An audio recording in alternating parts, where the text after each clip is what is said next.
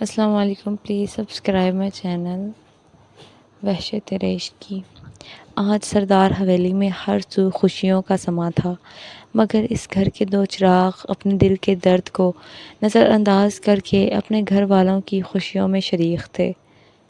شہریار کے لیے ارسل بھی پریشان تھا، مگر شہریار جب گھر آیا تو ارسل کو منع کر دیا تھا کہ وہ حور کے بارے میں خود ہی انفارمیشن لے لے گا، تم اپنی شادی انجوائے کرو. ارسل بھی شہریار کو تسلی دیتا ہوا کہتا ہے انشاءاللہ بہت جلد حور کا پتہ چل جائے گا. ارسل نے جب حور کی تصویر دیکھی تھی تو ارسل کو وہ لڑکی اپنے دل کے بہت قریب محسوس ہوئی، جیسے اس کا اور ارسل کا بہت گہرا رشتہ ہو. دوسری طرف ارسل کو وہ معصوم سی لڑکی بہت اچھی لگی تھی، اور دوسری طرف مراد تھا. اس نے بلال کو اپنے پاس قید کیا ہوا تھا تاکہ وہ ہانیہ کے بارے میں بتا دے، کیونکہ بلال کے نمبر پر لاسٹ کال ہانیہ کی ہی تھی.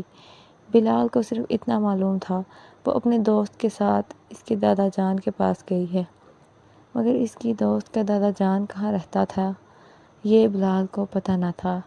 مراد ہانیہ کے بارے میں جنونی ہو رہا تھا، ہانیہ سے گن گن کے بدلے لینے کا سوچ رہا تھا.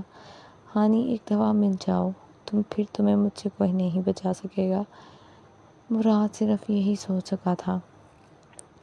اور دوسری طرف ہانیہ جب اپنا موبائل آن کیا تو مراد کی اتنی زیادہ کالز دیکھ کر ایک دفعہ ہانیہ بھی پریشان ہو گئی تھی. اوہ نو، اتنی زیادہ کالز! کیا مجھے کال کرنی چاہیے؟ کیا مجھے مراد کو ان سب کے بارے میں بتانا چاہیے؟ ہانیہ کشمکش کا شکار تھی. اور دوسری طرف ہانیہ حور کے لیے بھی پریشان تھی، کیونکہ حور کافی ڈر چکی تھی اس حادثے کے بعد، اور ہانیہ مسلسل حور کا مائنڈ چینج کرنے کی کوشش کر رہی تھی کہ حور اس واقعے کو بھلا دے. ہانیہ حور کے پاس آتے ہی اور بولتی ہے، حور مجھے لگتا ہے وہ جو سامنے حویلی ہے وہاں پر کوئی شادی کا فنکشن ہے، کافی لائٹنگ وغیرہ ہوئی ہے وہاں پر، آؤ ہم دیکھتے ہیں چلیں. ہانیہ اور حور دونوں ہی اس ٹائم انیکسی میں اکیلی تھیں، کیونکہ دادا جان اور نصرت آپا دونوں ہی حویلی جا چکے تھے. حور بولی، ہانیہ یار میرا باہر جانے کا دل نہیں کر رہا، تم چلی جاؤ. اور دادا جان نے منع کیا ہے باہر جانے سے، دادا جان آئیں گے تو ہم ان کے ساتھ چلے جائیں گے. ہانیہ بھی حور کی بات کو سمجھتے ہوئے بولی ہے، ٹھیک ہے کچھ کھا لیں، مجھے تو بہت بھوک لگی ہے. بھوک کا نام سن کر حور کے پیٹ میں بھی چوہے دوڑنے لگے. ہاں مجھے بھی لگی ہے. وہ دونوں یہ کہہ کر کچن کی طرف چلی گئیں اور اپنے کھانے کے لیے چیزیں ڈھونڈنے لگی تھیں. اور شام کا ٹائم ہو گیا تھا، مہندی کی تیاریاں بھی مکمل ہو چکی تھیں، اور عریش مہندی کی دلہن بنی غضب کھا رہی تھی اور اپنی کزنز کی باتیں سن سن کر شرم سے لال ہو رہی تھی. تبھی عریش کی ایک کزن بولی، ارے دلہن صاحبہ آپ تو ایسے شرما رہی ہیں جیسے ہم دولہا بائی ہیں. اس لڑکی کی بات سن کر سب کہکا لگا اٹھیں. تبھی اسماء آپی بولیں، بس کرو جاؤ، کیوں تنگ کر رہی ہو میری پیاری سی بہن کو. اور دوسری طرف ارسل تھا جو بلا کا ہینڈسم لگ رہا تھا، اور دوسری طرف مراد اور شہریار نے ایک جیسی ڈریسنگ کی تھی. شہریار کی آنکھوں میں سرخی چھائی ہوئی تھی. دادا جان کافی مرتبہ شہریار سے پوچھ چکے تھے کہ ان کو لگ رہا تھا شاید شہریار کی طبیعت خراب ہے، اس لیے وہ شہریار کو دیکھ کر کافی بے چین ہو گئے تھے، مگر شہریار نے انہیں تسلی دی کہ وہ ٹھیک ہے، بس نیند صحیح طرح پوری نہیں ہوئی، اسی وجہ سے انہیں آنکھیں سرخ ہو گئی ہیں. دادا جان کو ویسے تو اپنے سب پوتوں سے بے حد محبت تھی، مگر شہریار انہیں بہت عزیز تھا. مہندی کا فنکشن سٹارٹ ہو چکا تھا، سب مہندی کی رسم کرنے میں مصروف تھے. ارسل عریش کو دیکھ کر حیران رہ گیا. وہ نکھری نکھری ارسل کو بے حد پیاری لگ رہی تھی. ارسل کا دل چاہ رہا تھا وہ عریش کو اپنی باہوں میں بھر لے، مگر افسوس، وہ اس وقت اپنے دل کی خواہش کو پورا نہیں کر سکتا تھا، مگر اس کا ارادہ رات کو اس خواہش کو پورا کرنے کا ضرور تھا۔ اور دوسری طرف عریش کے دل کی دھڑکنیں بھی کافی تیز تھیں۔ وہ ارسل کی نظروں کو اپنے آپ پر محسوس کر رہی تھی۔ تمام لوگ ارسل اور عریش کی جوڑی کو بہت پسند کر رہے تھے۔ ہانیہ جو اپنے دل کے ہاتھوں مجبور ہو کر مراد کو کال کر رہی تھی، مگر مراد کی طرف سے کوئی رسپانس نہ تھا۔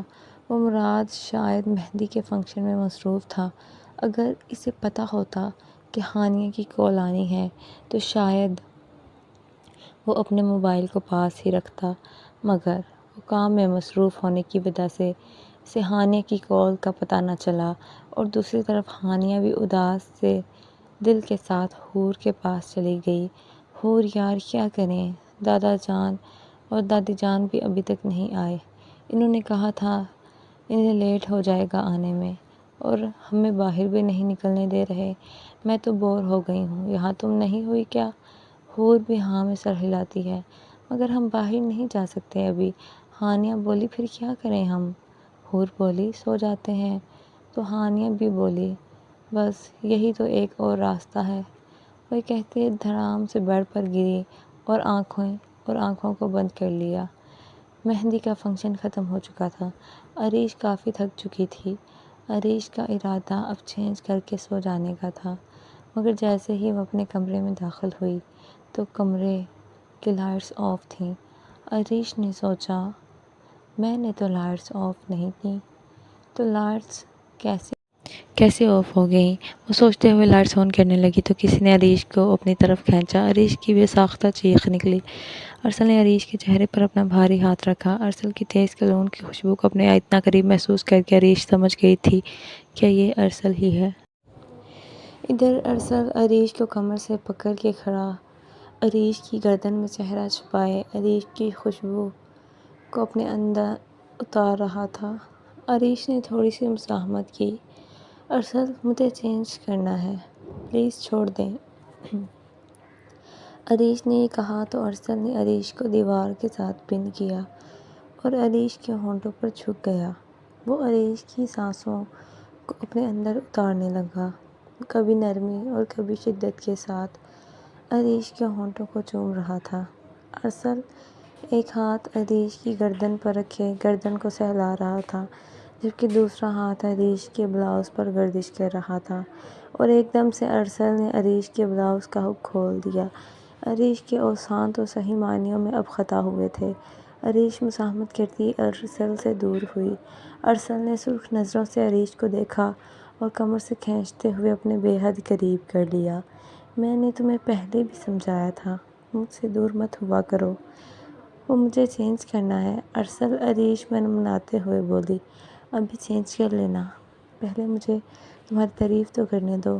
ارسل یہ کہتے ہی عریش کے کندھے سے بلاؤز کو ہٹا کر وہاں اپنی شدتیں دکھانا شروع کر دیتا ہے۔ وہاں پر شدت کے ساتھ چوم رہا تھا۔ ارسل نے عریش کی گردن پر اپنے دانت گاڑے تو عریش کی بے ساختہ چیخ نکلی۔ ارسل اب گردن سے ہو کر سینے کی طرف جا رہا تھا۔ وہ جگہ جگہ اپنے ہونٹوں کا لمس چھوڑ رہا تھا، عریش کو پاگل کر رہا تھا۔ عریش ارسل کے بالوں میں انگلیاں پھنسائے عریش ارسل کے سر کو پیچھے کرنے کی کوشش کرتی ہے۔ ارسل اپنا سر اٹھا کر عریش کی طرف دیکھتا ہے اور پھر سے عریش کے ہونٹوں پر شدت کے ساتھ جھک جاتا ہے۔ ارسل بڑی بے تابی کے ساتھ عریش کے ہونٹوں کو چوم رہا تھا۔ تبھی عریش کے کمرے کا دروازہ نوک ہوا۔ عریش دروازہ کھولو، باہر سے اسماء آپی کی آواز آئی۔ ارسل پیچھے ہوا۔ عریش اسماء آپی کی آواز سن کر بولی، آپی میں چینج کر رہی ہوں، ابھی کھولتی ہوں۔ عریش کی آواز سن کر اسماء آپی بولتی ہیں، ٹھیک ہے تم چینج کر لو، میں ابھی آتی ہوں تھوڑی دیر تک۔ اسماء آپی یہ کہہ کر وہاں سے چلی جاتی ہیں اور ارسل عریش کے سراپے کا جائزہ لے رہا ہوتا ہے اور عریش کی گردن پر اپنے دیے گئے شدتوں کے نشان دیکھ کر حیران دیکھ رہا تھا۔ میری جان میں کل کسی قسم کی مزاحمت برداشت نہیں کروں گا۔ ارسل عریش کے کان میں سرگوشی کرتا اپنے آپ کو ریڈی کر کے آنا۔ ارسل عریش کے گال کو نرمی سے چومتا کمرے سے باہر